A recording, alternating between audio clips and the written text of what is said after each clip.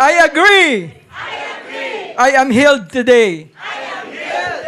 I agree. I have victory today. I agree. All problems will be solved today. I agree. Libre ako sa pagkakautang. I agree.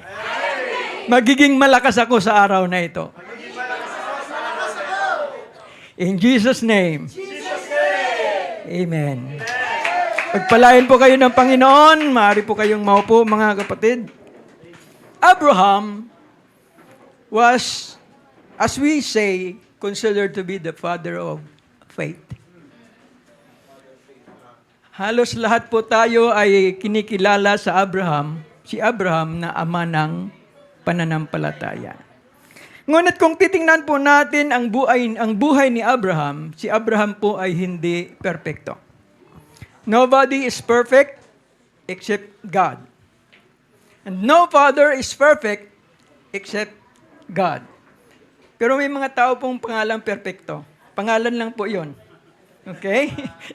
Hindi po sa katangian, hindi po sa pag-uugali, hindi po sa kalikasan, kung hindi sa pangalan lang. Ngunit ang Diyos po ay absolute perfect. He is the only Father that is absolute perfect. Si Abraham po, masabi natin na siya ay ama ng pananampalataya. Dahil sa nung sinabi ng Diyos kay Abraham na ang iyong bugtong na anak ay iyong ialay sa akin. Hindi po siya nagdadalawang isip. Hindi po siya nag-question. Hindi po siya nagbakasakali kung hindi po siya ay sumunod. Sa panahon na yan, siya po ay sumunod, ngunit may mga pagkakataon sa buhay ni Abraham na hindi po siya sumunod kaagad sa Diyos. Kung titingnan po natin ang book of Genesis, simula po sa Genesis chapter number 12, si Abraham po ay tinawag ng Diyos at anong sabi ng Diyos sa kanya? Kung babasahin po natin ang Genesis 12,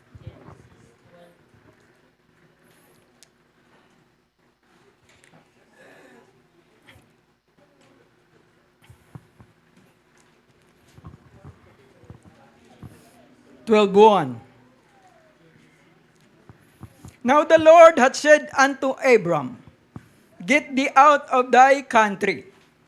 Ang unang tawag ng Diyos sa kanya, lumabas ka sa iyong bansa. Ano ang pangalawa? And from thy kindred. Anong ibig sabihin ng kindred? Sa lahat mong kamag-anak. Yan po ay hindi sinunod ni Abraham. Kung inyong titingnan, ang sabi ng Diyos, lumabas ka sa iyong bayan at lumabas ka sa iyong mga kamag-anak. Iwanan mo lahat. Iwanan mo ang iyong bayan, iwanan mo ang iyong kamag-anak. Ngunit hindi po yan sinunod ni Abraham. Bakit? Dinala niya si Lot. Kasama si Lot ang kanyang pamangkin. Si Lot po ay anak ni Haran na kapatid ni Abraham. Okay? Sila po ay galing sa Ur of Chaldees. Yan po ay tinatawag nating Iraq ngayon, o Mesopotamia, dati. Sila po ay galing doon. Si Abraham po ay pagano. He is an idol worshiper. Pagan po si Abraham, hindi po siya Kristiyano. Kailan nagiging Kristiyano si Abraham? Alam niyo ba kung bakit siya naging Kristiyano? Kristiyano ba si Abraham? Is Abraham a Christian? Oo.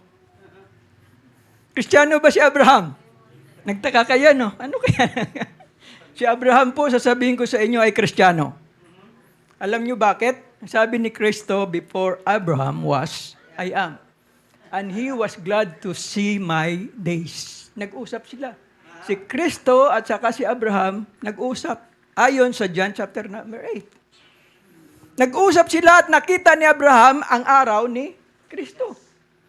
So ibig sabihin, siya ay naniniwala sa Panginoong Hesukristo, siya ay Kristiyano. A simple logic, mga kapatid, ano? So Abraham saw that the days of Christ. Nakita niya, nag-usap sila. Kung titingnan mo po ang ang John chapter number 8. No, kung titingnan mo, nag-usap, nakita ni Abraham ang araw ng Panginoong Hesus.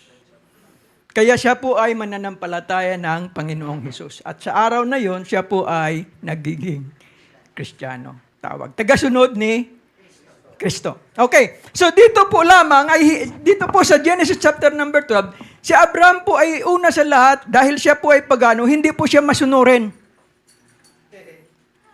Umalis nga siya sa bayan nila, pero nagtagal po sila sa Haran. Ilang taon sila doon sa Haran. Kung hindi pa namatay ang kanyang tatay, hindi sila umalis doon.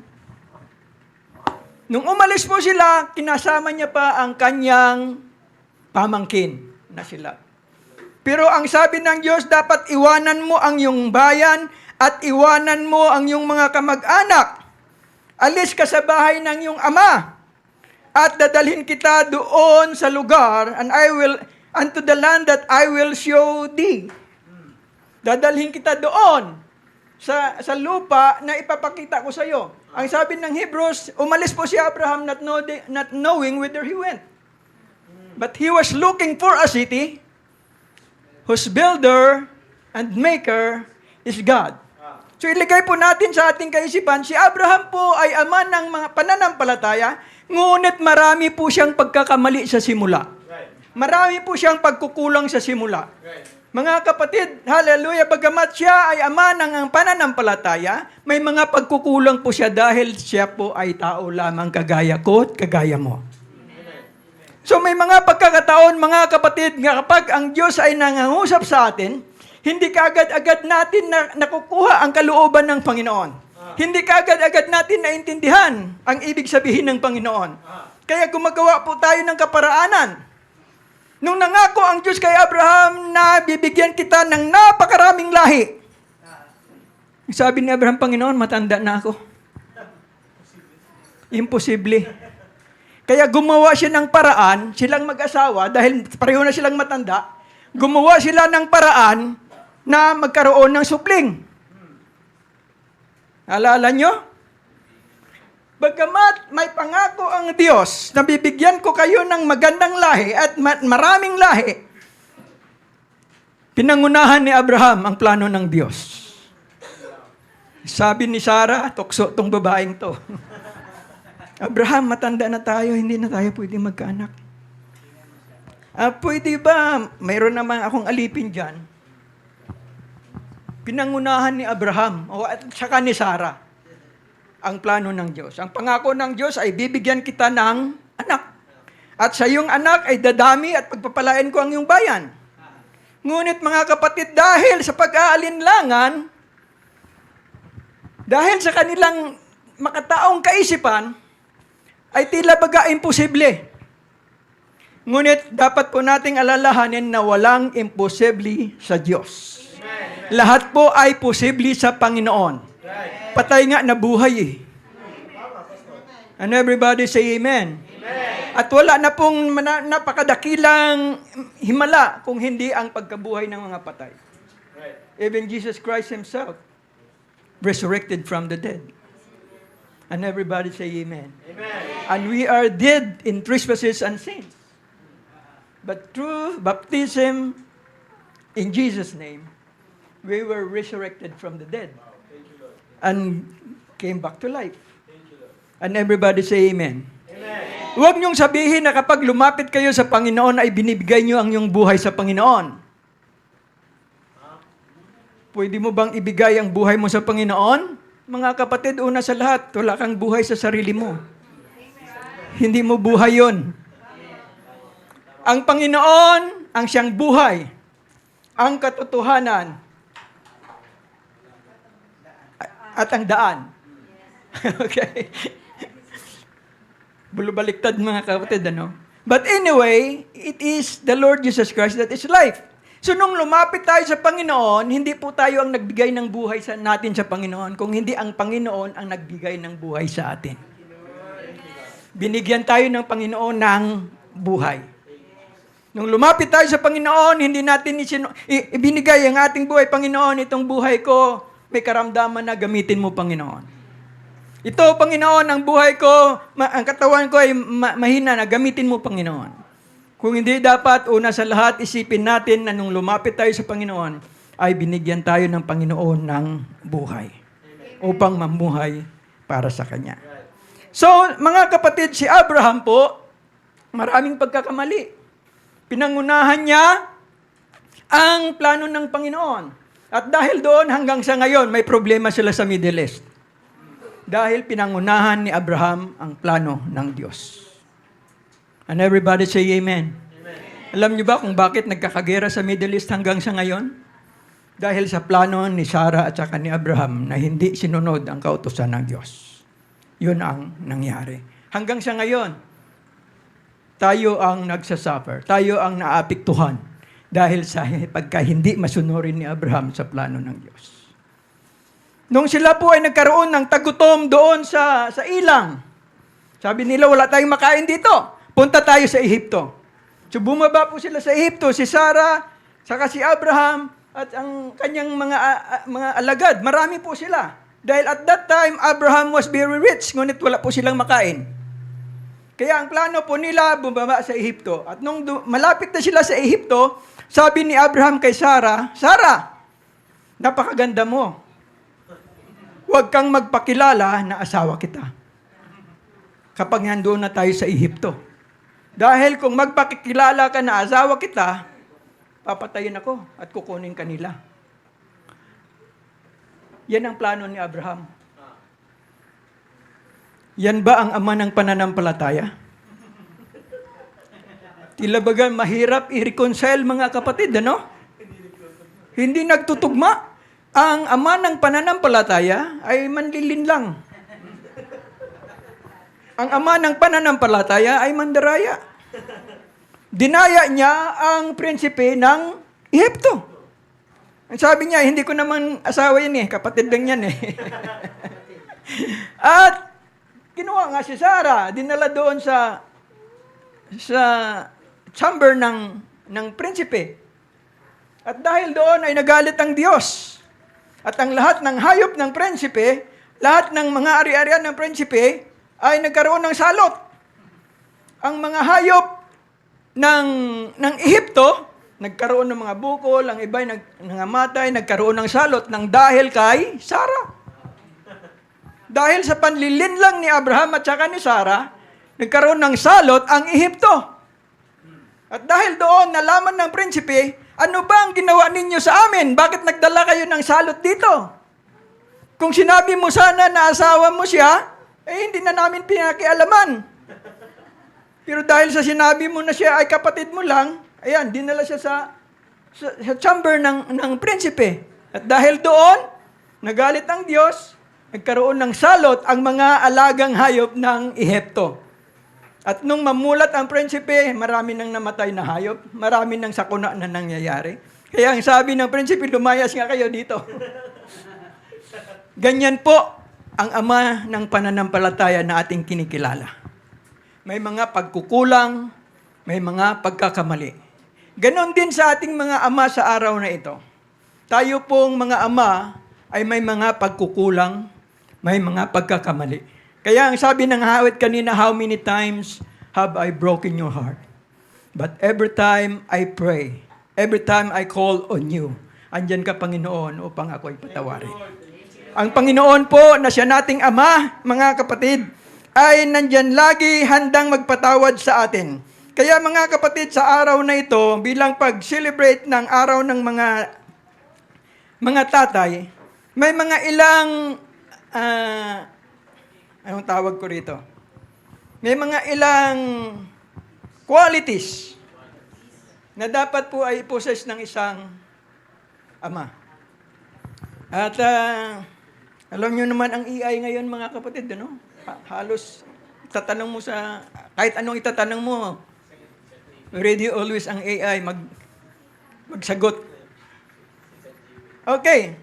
So, may mga responsibilities po na dapat nating ilagay sa ating kaisipan bilang mga ama ng tahanan. Unang-una, ang ating presensya. Ang presensya natin sa ating mga anak, presensya natin sa ating mga kanya-kanyang tahanan, presensya natin sa ating asawa. Hindi lamang po physical being in the home. Presence means also emotionally available. Kapag sila po ay nalulungkot, kahit na sa ibang bayan, sa ibang bansa, mga kapatid, may mga pagkakataon na napakalungkot ng may bahay, napakalungkot ang pamilya. Ngunit emotionally, kung ikaw ang ama ng tahanan, pwede mo pong i-convey emotionally. Your emotional presence, mga kapatid, ay dapat available at pwedeng i-engage at any time. And everybody say amen. Amen. There are many times, alam niyo mga kapatid, sasabihin ko sa inyo, ang buhay sa Amerika ay napakalungkot. Totoo po yan, napakalungkot. Maganda lang siguro sa inyong kaisipan. Magagandang building, mayaman, maraming pagkain. No, mga kapatid, ngunit kapag ikaw ay sa Amerika na, napakalungkot. Lalong-lalo na wala ka nang kasama sa buhay. Napakalungkot, mga kapatid. Ni wala kang makitang tao sa kalsada. Ning kapitbahay mo, hindi mo kilala kung sino. Dito sa Pilipinas, mga kapatid, hanggang sa kabilang baryo, kilala mo kung sino. Pagka nagkaroon ng birthday sa kabilang baryo, ang lahat ng tao nandoon, may dala pang Sharon. Sa Amerika, mga kapatid, no. Mag-isa ka roon. Wala kang kausap. Masalubong mo man sa kalsada, hi, hello. That's all. Pagdating mo sa Walmart, welcome to Walmart. That's all. Wala mga kapatid. Napakalungkot. Ngunit, kung ikaw ay nasa Panginoon, mga kapatid, at kasama mo ang iyong mga mahal sa buhay, it is your presence that is available and you can engage it with your own group, with your own family. Kaya napakahalaga po ang presensya ng Ama sa tahanan. Emotionally, mga kapatid, andyan ka na nagbibigay ng attention, nandyan ka na nakikinig, nandyan ka nag-i-involve sa kanilang araw-araw na gawain, mga kapatid. And everybody say amen. Amen. Pangalawang qualities or pangalawang pangangailangan, mga kapatid, na dapat gampanan ng isang tatay ay ang provision. You have to provide for the family. It is not just only financial provision, but physical needs, mental needs, and emotional needs. Stable environment, mga kapatid, where children feel secure and have the necessary resources to thrive. So, ang provision, mga kapatid, kapag sila ay nanghihina, andyan ka mag-provide ng support, mga kapatid. And everybody say amen. Amen. Ganyan po ang gawain ng ating Diyos sa taas, mga kapatid. First, His presence. Andyan po ang Panginoon. He is always present. Sabi niya, I will not leave you comfortless. I will come to you. Hindi po tayo pababayaan ng ating Amang nasa langit. Pangalawa ay ang provision. Sa araw-araw, mga kapatid, nagpo-provide po ang Panginoon. And everybody say amen. Panginoon, papasok ang aking may bahay. Panginoon, papasok ang aking asawa. Ingatan mo po siya, Panginoon, sa kanyang paglalakbay. Panginoon, papasok sa eskwela ang aking mga anak. Ingatan mo po sila, Panginoon, sa kanilang pagbabiyahe. Panginoon, gabayan mo sila, Panginoon, sa kanilang mga landas. Ginagawa nating security guard ang ating Panginoon. Hindi nagrereklamo po ang Panginoon. And everybody say amen. Amen. Ginagawa niyo bang security guard ang Panginoon? Yes, araw-araw, ginagawa natin security guard ang Panginoon. He is our security guard. Magkanong pinapasahod natin sa Panginoon? Hindi ka man lamang nagbibigay ng yung tithes. Hindi ka man lamang nagbibigay ng offering. Tapos request ka ng request, Panginoon, ingatan mo ang aking anak. Panginoon, bantayan mo ang aking may bahay. Panginoon, bantayan mo ang aking mga supling. Panginoon, ingatan mo ang bawat isa sa kanila. He provided protection, but then sometimes we forgot to thank Him. We forgot to praise Him. We forgot to magnify Him. We forgot to lay down our burdens before Him. And everybody say amen. So, the Bible tells us, but my God shall supply all your need according to His riches in glory in Christ Jesus. May God, He is the great provider. He will supply all our needs according to His riches in glory. But there are many times, mga kapatid, na nananalangin po tayo na hindi po natutugunan kaagad. Dahil ang Diyos lamang po ay tumutugon sa panalangin na kaya nating gampanan ang ating dinadalangin. If you are not capable of managing what you are asking of God, ulitin ko, if you are not capable of managing of what you are asking for God, God will not grant it to you. Amen, Pastor. Amen, Pastor. Tama. Kapag ang hinihingi mo ay hindi mo kayang ingatan, kapag ang hinihingi mo ay hindi mo kayang i-manage, hindi yan ipagkakaloob ng Panginoon sa iyo. Ang ipagkakaloob lang ng Panginoon sa iyo ay kaya mong i-manage. Kung bibigyan ka kaya ng Panginoon ng isang barko, kaya mong i-manage yun? Hindi. Hindi ibibigay ng Panginoon yun sa iyo. Dahil nasa halip na ang barko ay lulutang, yan ay lulubog. Dahil hindi mo kayang i-manage. And everybody say amen. So may mga panalangin po tayo na hindi angkop. Ano yung mga panalangin na yon? Yung panalangin na hindi angkop ay yung humihingi ka ng bagay na hindi mo kayang i-manage. Kaya kung hihingi ka sa Panginoon, tiyakin mo na kaya mong i-manage. Kapag kaya mong i-manage, ipagkakaloob yan ng Panginoon sa iyo. No doubt. Dahil hindi nais ng Panginoon na ikaw ay mapahamak. Hindi nais ng... Mga kapatid, mayroong isang manunugtog, nasabi ko na ito noon. Manunugtog, mga kapatid, ang bahay nila ay sa tabi ng napakalaking palasyo. At tuwing gabi siya po ay nagtutugtog. Masaya silang mag-asawa, nagtutugtog. Nagtaka ngayon yung may-ari ng malaking bahay, sabi niya, napakasaya ng mag-asawang ito. Tuwing gabi, nagkakantahan sila, nagtutugtog sila, umaawit sila, masaya sila.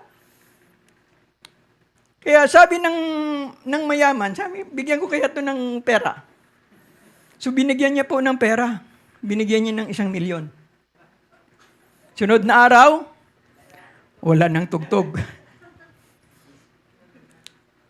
Hanggang sa ilang mga araw, nagtaka ngayon ng mayaman, bakit hindi wala nang tugtog? Namumblema yung mag-asawa kung ano hinila yung pera. Kaya sa halip na sila'y magiging masaya, nagkaroon sila ng problema. May pera nga sila, hindi naman nila alam kung saan gagamitin. Hindi nila alam kung paano gamitin. Hindi nila alam kung paano i-manage. So ganun mga kapatid, bibigyan ka lang ng Panginoon o sasagutin lang ng Panginoon ang iyong panalangin kung ang panalangin mo ay kaya mong i-manage ang inihingi mo. Panginoon, bigyan mo ako ng bahay. Hindi ka nga marunong maglinis ng kwarto. Hindi ka nga marunong magtiklop ng kulambo pagkatapos gumising. Bibigyan ka pa kaya ng Panginoon ng malaking bahay? Anuhin mo yon? Puro dumi na lang yon. Hindi ka nga marunong magwalis. Hindi ka pagbigyan ng Panginoon ng malaking bahay kung hindi ka marunong mag-manage. Okay. Panginoon, bigyan mo ako ng sasakyan. Magandang sasakyan. Bagong sasakyan. Hindi ka nga marunong maglinis ng iyong bisikleta eh. And everybody say amen. Amen. Panginoon, bigyan mo ako ng magandang kasuotan. Hindi ka nga marunong maglaba eh. Palagay mo kaya, bigyan ka ng Panginoon ng magandang kasuotan, hindi ka marunong maglaba?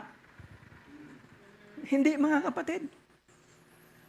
So, God will only provide. God will only answer your prayer if you know how to manage what you are asking for. And everybody say amen. Amen. So, kung hihiling ka sa Panginoon, tiyakin mo, Panginoon, kaya ko itong i-manage. kaya ko itong gampanan, kaya ko itong hawakan, Panginoon. Kung hihingi ka sa Panginoon ng isang kurso na maaari kang gumraduate, tiyakin mo na ang kursong yan ay kaya mong i-manage. Naghingi ka ng kurso na, sample, engineering, ni musician ka. Hindi mo alam ang 1+1. Palagay mo kaya, papasa ka doon sa inihingi mong kurso? Kaya ang iba mga kapatid, tumatagal 10 taon, hindi pa nagagraduate. Dahil hindi nila kayang i-manage ang hinihingi nila sa Panginoon. And everybody say amen. So our God is a supplier of our needs. Praise God, according to His riches and glory, but only if you can manage what you are asking for. Palakpakan po natin ang ating Panginoon. Praise God. And then, another qualities, mga kapatid, is that our Father is the one whom we trust. Dapat mo pagkatiwalaan natin ang ating mga magulang. And everybody say amen. Praise God. May isang kwento ko na ito noon, siguro mga kapatid. May isang circus performer. Magaling po siya magtulay sa lubid gamit ang kanyang bisikleta. Wow. Sino na sa inyo nakakita ng serkero na tumutulay sa lubid na nagbibisikleta? Wala nga lang guma yung gulong. No? Sino na sa inyo nakakita noon? Okay. So, ang circus performer na ito ay sumakay sa kanyang bisikleta at tumawid hanggang doon sa kabila. Nung nakatawid na siya, sabi niya, sino sa inyo ang naniniwala na ako ay pwedeng tumawid mulit pabalik? Una, nag-aalinlangan pa yung iba. Dahil isang beses niya palang ginawa eh. Ayun, sabi niya, patunayan ko sa inyo na pwede po ulit akong sumakay ng bisikleta pabalik dito sa aking pinanggalingan. So, sumakay po siya muli sa kanyang bisikleta, nagbisikleta, tumulay doon sa isang lubid at nakabalik sa kabila. Ginawa niya po ng 3, 4, 5 beses. Palakpakan yung mga tao. Siyempre, 5 beses niya ginawa. Hindi siya nahulog. Walang problema. Ngayon, ang hamon ko sa inyo ay ganito. Sino sa inyong gustong umangkas?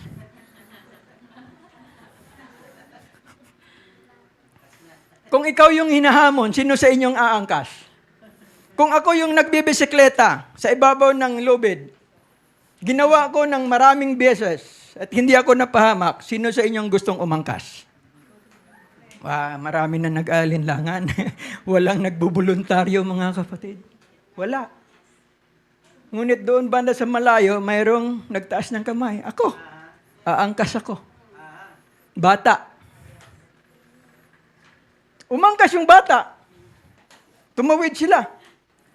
Papunta, pabalik. Pagkatapos noon, tinanong ng mga tao yung bata, ang lakas ng loob mo. Walang katiyakan yung ginawa mo. Bakit ka umangkas? Sabi ng bata, tatay ko yun eh.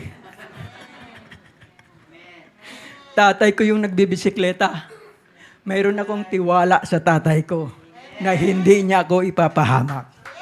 Ganon din po ang ating Panginoon. Ang Panginoon ay gumagawa ng himala. 1 beses, 2 beses, 3 beses, maraming beses. Ngunit kapag hinahamon na tayo ng Panginoon, ikaw ba'y naniniwala na ang patay ay mabuhay? Nag-aalinlangan na ka. Ikaw ba'y naniniwala na yung problema ay aking matugunan? Nag-aalinlangan na tayo. Ikaw ba'y naniniwala na ikaw ay aking pagalingin? Nag-aalinlangan na tayo. Ngunit kung kilala natin kung sino yung ating Ama, kung kilala natin ang Diyos na tagapagligtas natin, ano man ang hamon niya sa atin, mga kapatid, dapat sumunod tayo, magtiwala tayo, sapagkat hindi po tayo pababayaan ng ating Panginoon. Yan po ang kasing Ama na ating hinahanap. Ang Ama, hallelujah, na hindi nagpapabaya. Ang Ama na hindi nag-aatubili, mga kapatid, na tulungan tayo. And everybody say amen. At yan po ang ating Diyos Ama. At walang ibang pangalan kundi mga kapatid ng ating Panginoong Yesu Kristo. We have to cast our burden upon the Lord and He shall sustain us. Kapag pinagkaloob natin ang ating mga kabigatan sa Panginoon, ang ating mga problema sa Panginoon, ang sabi ng Biblia, He will sustain us and He shall never suffer the righteous to be moved. Bibigyan po tayo ng Panginoon. Hallelujah. Ng sustento. Isusustain po tayo ng ating Panginoon. Kaya pa ang sabi niya, fear thou not. Isaiah 41:10, fear thou not, for I am with thee. Be not dismayed, for I am thy God. I will strengthen thee, yea, I will help thee, yea, I will uphold thee with my right hand in my righteousness. Sabi ng Panginoon, kung ikaw lamang magtiwala sa akin, bilang iyong ama, hindi kita pababayaan, hindi kita hayaan na mawawala, hindi kita hayaan na manghina, kung hindi isusustain kita. I will uphold you. Itataas kita, mga kapatid, na sabi ng Panginoon. Tataas kita sa ibabaw ng iyong problema. Itataas kita sa ibabaw ng iyong karamdaman. Tataas kita sa ibabaw ng iyong sitwasyon. Hallelujah. Yan po ang ating Panginoon. Tayo po ay nanggaling sa lusak ng kasalanan. Ngunit tayo po ay hinango ng Panginoon sa lusak ng kasalanan. Na sa paghango niya po sa atin sa lusak ng kasalanan, hindi lamang niya tayo nilinisan, mga kapatid. Nung hinango niya tayo sa lusak ng kasalanan, tayo ay kanyang nilinis, hindi lamang hanggang doon, kung hindi tayo po ay nilagay niya sa isang malinis na bagay. Ipinatong niya tayo sa isang malinis na patungan, mga kapatid, na hindi na muli tayo dapat pang marumihan. Dahil ang kabanalan ng Diyos ang siyang lumulukob sa atin, mga kapatid. Hallelujah, nanilinis po tayo. Ganyan po ang ating Ama na nasa langit. Kaya ang sabi niya, come unto me all you that labor and are heavy laden, and I will give you rest. Take my yoke upon you and learn of me, for I am meek and lowly in heart, and ye shall find rest unto your soul. Psalms 103 and verse 13, like as a father pitteth his children, so the Lord pitteth them that fear Him. Kung paano naawa ang Ama sa kanyang mga anak, ganon din ang Panginoon ay nagkakaroon ng awa doon sa mga nagsasamba, nag-fear sa Kanya. At ang sabi ni John, 3 John 3, verse 4, I have no greater joy than to hear that my children walk in truth. Yan po ang sabi ng isang ama ng tahanan. Sabi ni Paul, sabi ni John, I have no greater joy than to hear that my children walk in truth. Wala na pong maganda o magiging masayang kalooban o magiging magandang pakiramdam ang isang magulang na makita ang kanyang anak na lumakad sa katwiran, lumakad sa kabanalan, lumakad ayon sa kalooban ng Diyos. Praise God. Palakpakan po natin ang ating Panginoon. Kaya nga, ang sabi ni Joshua sa ating binasa kanina, kung tila bagay, hindi nyo alam kung anong inyong gawin. Kung kayo ay magsasamba sa Diyos-Diyusan, ang sabi ni Joshua, but as for me and my house, we will serve the Lord. Ngunit para sa akin at sa aking pamilya, kami ay maglilingkod sa Diyos. Tayo pong lahat ay tatayo, mga kapatid.